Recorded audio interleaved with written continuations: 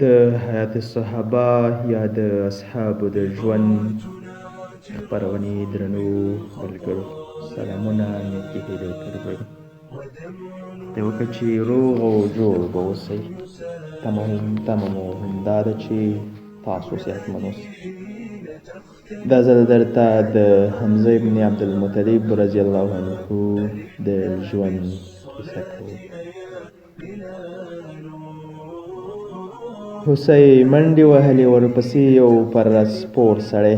چې له مخ څخه یې د ځوانمردۍ او مېړانې نښې ښکارېدې او سر یې پټ منډې وهلې کله چې له ښکاره راستون شو او د صفا مقام ته راورسېد نو د عبدالله ابن جدعان تمیمي یوې وینځې چې هماغه ځای کور و مخې ته راغله او پر کنیت یې ورغږ کړ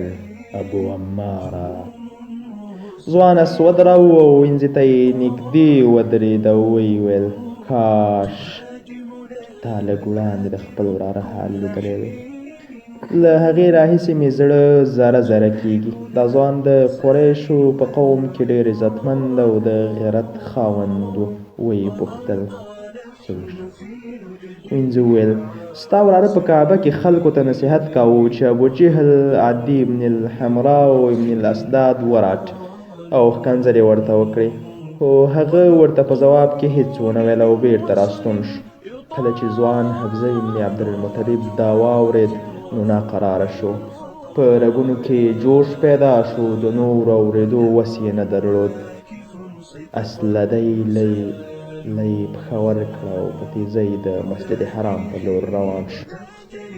په لاره یې هېڅ چا ته پام ونه کړ حال دا چې کله به له ښکار څخه راستون شو هر څوک به چې پر مخه ورغلي یو څه پام کولو یو څو خبرې به یې ورسره کولې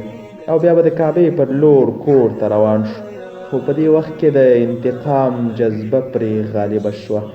کله چې حمزه رضی الله عنه مسجد حرام ته ورسېد نو په دې وخت کې ابوجهل له خپلو ملګرو سره په خبرو بوخت ابوجهل ته په کتو یې سترګې له وینو سرې شوې ورنږدې شو او په د لاسي لنده یې پرله پسې پر سر ګوزارونه ورکړ چې وځه یې سر مات شو او وینې ترې روانې شوې د بني مخزوم څو کسانو د ابوجهل د ملاتړ لپاره ودرېده او په بده لهجه یې وویل حمزه کیدای شي ته هم بېدینه شوی یې د دې خبرې په اورېدو یې وویل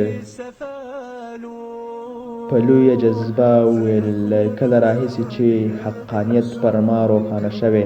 نو کوم شی به ما له هغه څخه ایثار کړي واورئ زه ګواهي ورکوم چې محمد صلی الله علیه وسلم د الله جل جلاله رسول دی او هغه څه چې دا یې وایي ټول رښتیا دي په الله جل جلاله قسم زه له ده څخه نشم جلا کېدی تاسې رښتیني یاست ما ایثار کړئ بیا وګورئ ابوجهل وویل ابو عمار پرېږدئ ما یې هم وراره سخت رټلی دی او ډېر بد رد مې ورته ویلي دي د نبوت شپږم کال و چې رسول الله صلی الله علیه وسلم د ارقم ابن ابي ارقم په کور کې پناه اخیستې وه او د مسلمانانو ډله څو کمزورو کسانو پورې محدوده وه د حضرت حمزه رضی الله عنه پر اسلام راوړلو مسلمانان د کفارو د ربړونو او تکلیفونو څخه وژغورل شو ځکه چې ټول خلک د حمزه رضی الله عنه په زړورتیا او سرښندنې قایل وو دا هغه شخصیت هم دی چې حضرت عمر رضی الله عنه د نبوت دربار ته توره په لاس راغلی او ورته یې ویلي وو عمره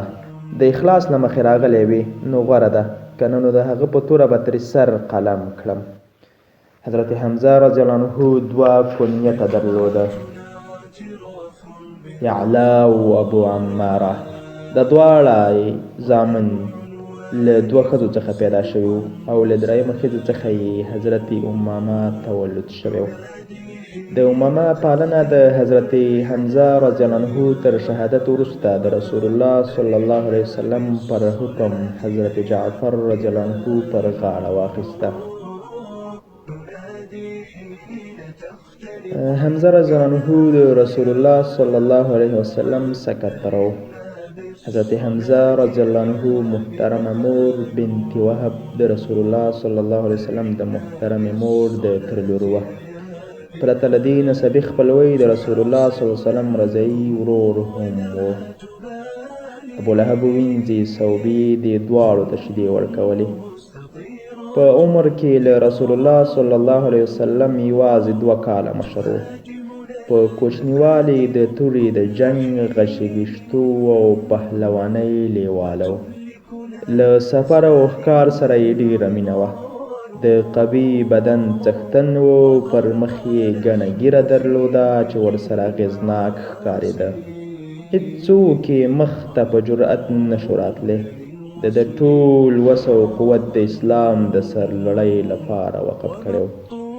کله چې په مسلمانانو ظلمونه زیات شو نو د بعثت په 14 کال مدینې منورې ته د هجرت امر وشو. حضرت حمزه رضی الله عنه هم هجرت وکړ او په مدینه کې له حضرت سعد بن خشمه رضی الله عنه سره میشت شو.